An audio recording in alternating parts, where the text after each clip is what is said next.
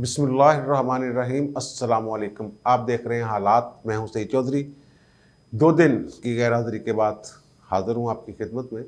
ये सैटरडे को हफ्ते वाले दिन मैं वीलॉग करने के लिए बैठा मरी वाले वाक़े पे। जुमे और हफ्ते की रात वहाँ जो हुआ सान्या हुआ, 22 से 24 अफराद वहाँ दम घुट कर अपनी गाड़ियों में अल्लाह को प्यारे हो गए, जाँ बाक हो गए।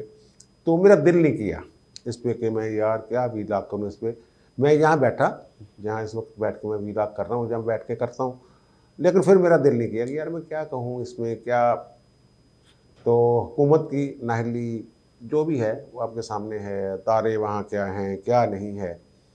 लेकिन आज मैं इस मौजू पे थोड़ी सी बात कर रहा हूँ, इसलिए कर रहा हूँ कि हमारे वज़ीर-ए-आज़म इमरान खान साहब जो हैं वो उनके कानों पे जूं तक नहीं रेंगी अभी तक।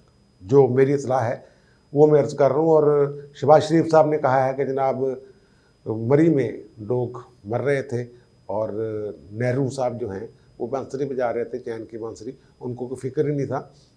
ये ठीक है, वहाँ के थोड़ी सी जगह थी जहाँ पे ये वाक़या हुआ।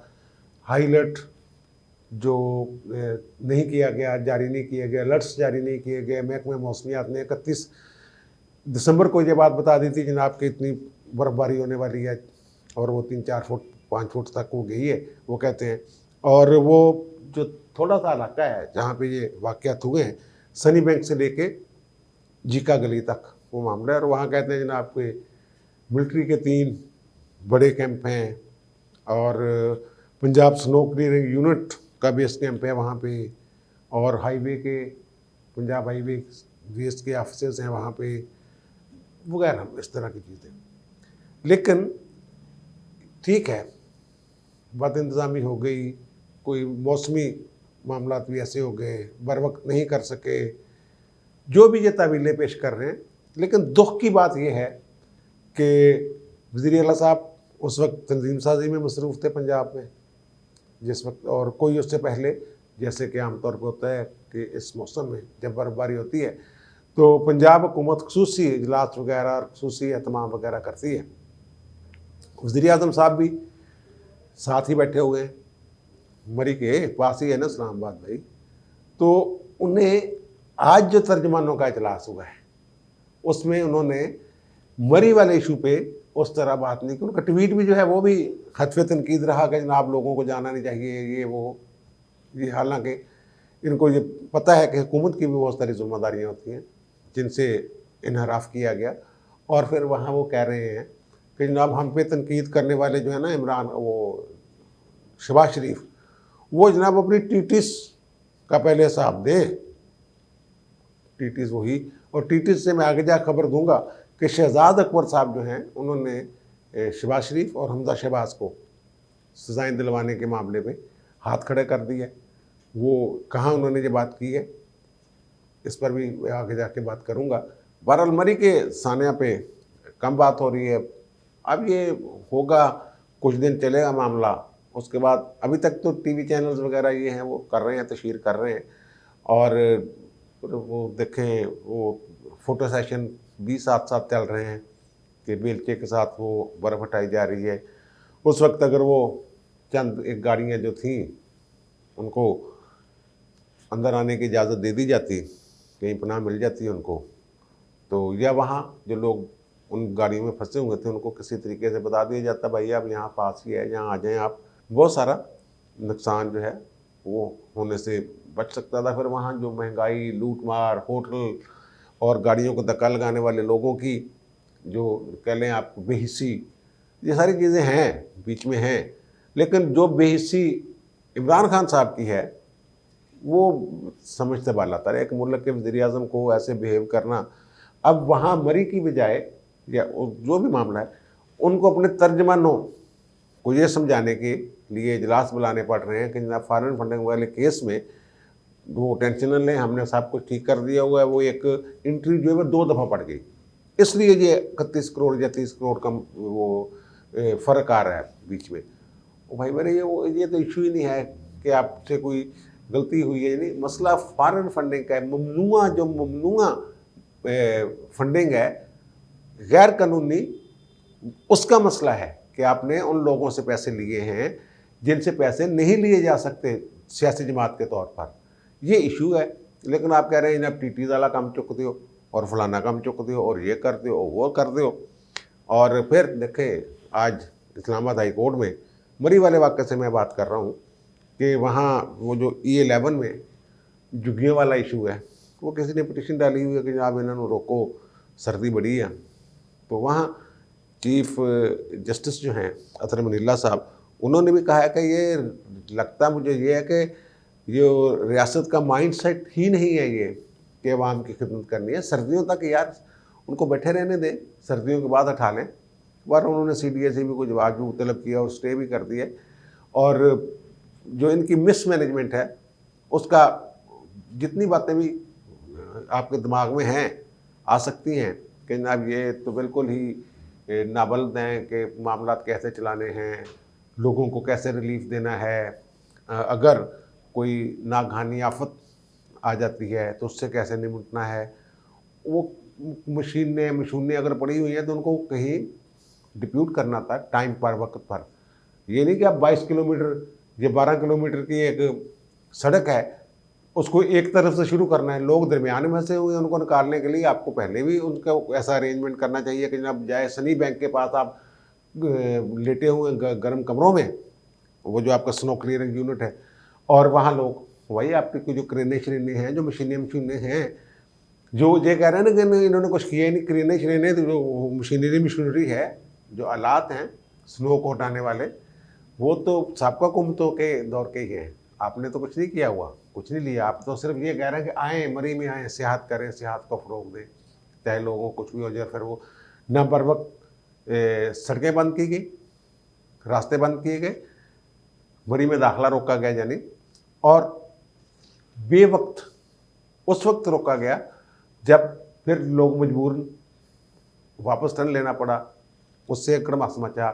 और वहाँ कुछ लोग तो ये कहते हैं कि हर साल ये जो ट्रैफिक है ना, ये एक साजिश के तहत फंसाई जाती है ताकि वो गाड़ियाँ निकालने वाले और धक्का लगाने वाले लोग जो हैं उनका वो इससे जुड़ा हुआ है रिज़्क।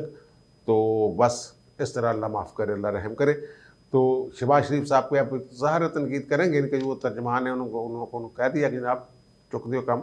अच्छा, अब 2 खबरें हैं। एक तो ये है कि कल इतवार को वफाकी वज़ीर हुज़ूर आए हुए थे कोई गवर्नर हाउस में, वहाँ कुछ मुलाकातें हुई हैं, उनमें कुछ चीज़ें सामने आई हैं। एक तो ये है कि जनाब बड़े अहम वफाकी वज़ीर हैं, उन्होंने उनसे ये पूछा गया, ये ऑफ द रिकॉर्ड बहुत सारी गुफ्तगू, इसलिए मैं वज़ीर साहब का नाम नहीं ले रहा, बड़े बाखबर वज़ीर हैं, ठीक है ना, बड़ी इतलाएँ होती हैं उन्हें।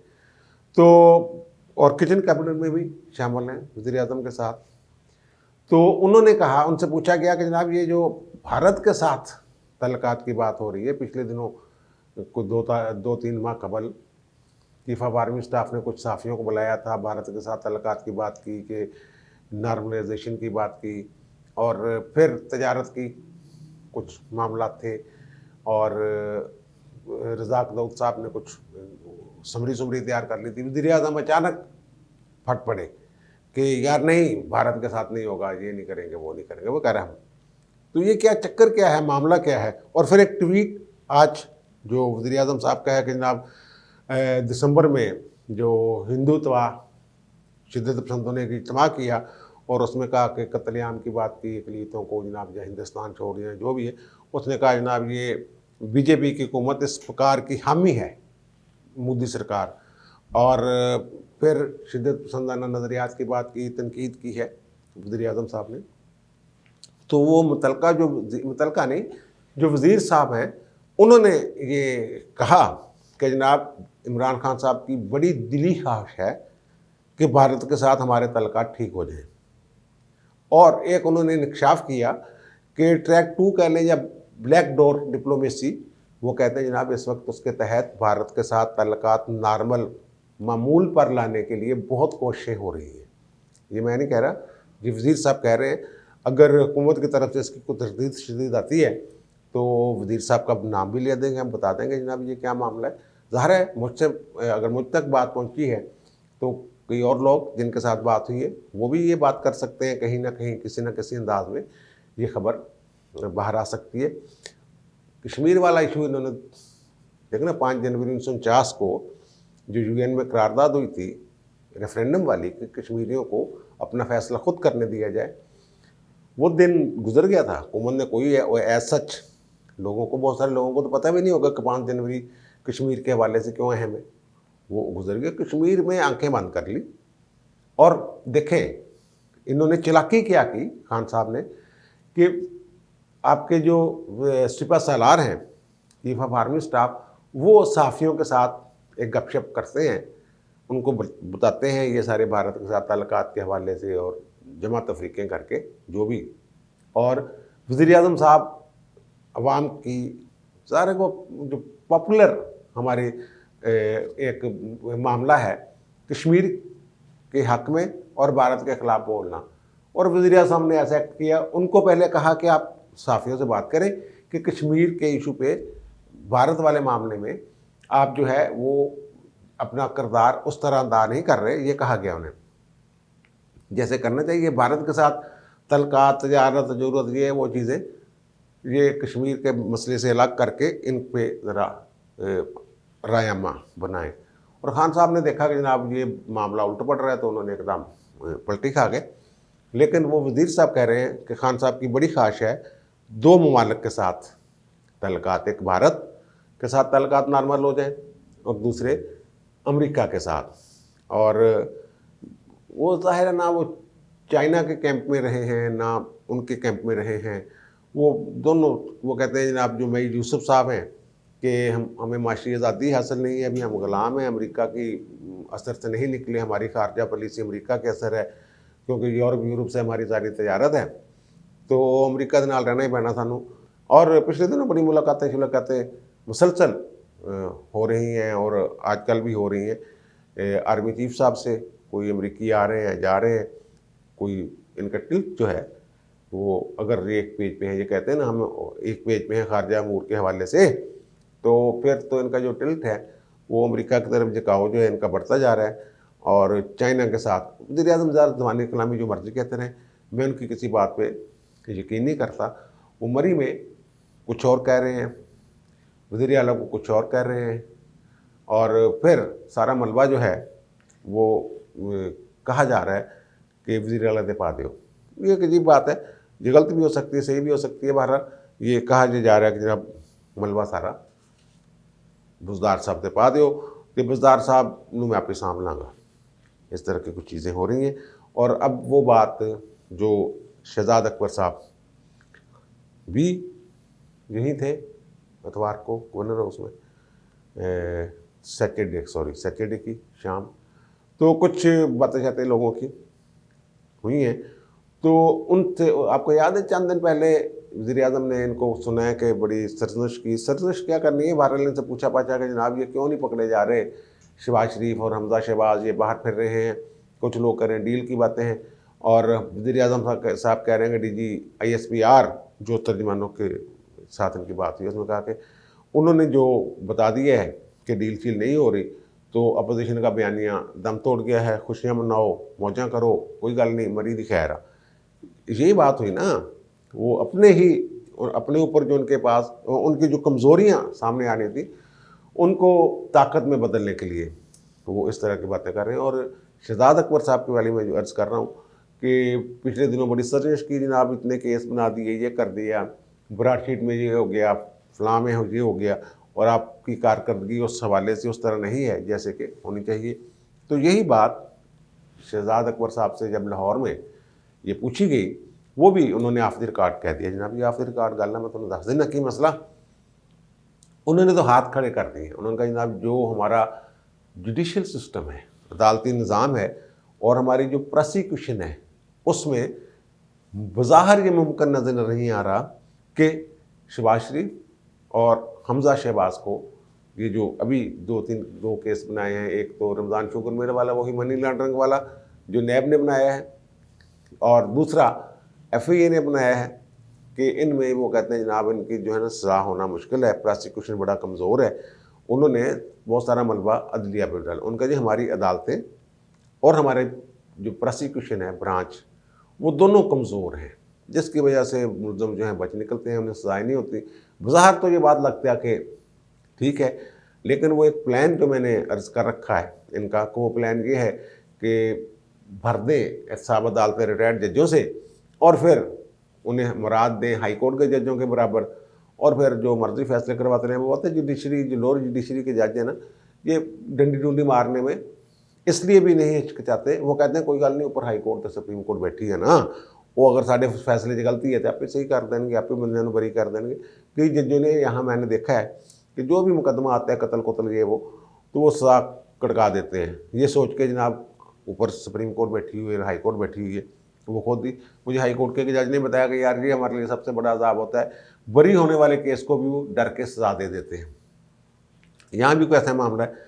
अब शहजाद अकबर साहब ये कह रहे हैं कि देखिए वो दो महकमे उनके एक तरह से कह लें, एक तो एहतसाब वाले हैं, वो एहतसाब के भी मामले खसूसी बराए एहतसाब हैं, और फिर अमूर दाखिला के भी, और अमूर दाखिला के वो मशीर या मामले खसूसी होने के नाते FIA को डील करना, और बड़ी मुश्किल से जोर दूर डाल के इनके ऊपर वो चलान चलून सबमिट करवाया है।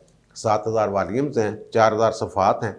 वो जो हमज़ा और शहबाज शरीफ पे मनी लॉन्ड्रिंग वाला, वो बेनामी अकाउंट्स वाला, अब ये खुद कह रहे हैं शहजाद अकबर साहब कि यार देखें वो 4000 सफ़ात हैं और 16 अरब 17,000 रुपये की ट्रांजेक्शन हुई हैं।